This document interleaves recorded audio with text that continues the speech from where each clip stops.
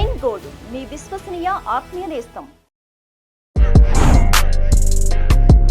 Hi hello welcome to VTV political. నేను మీ మధు. ఇప్పుడు ఏవైతే ఉపరాష్ట్రపతిని ఎన్నుకోవడానికి ఇండియా కూటమి అంతా కూడా ఏకమవుతుందో అందులో వైకాపా కూడా ఎన్డీఏ కూటమి అభ్యర్థికై తను మద్దతు ఇస్తామని చెప్పడం జరుగుతుంది. మాజీ మంత్రి బొత్స సత్యనారాయణ ఈ వ్యాఖ్యలు వెల్లడించడం జరిగింది.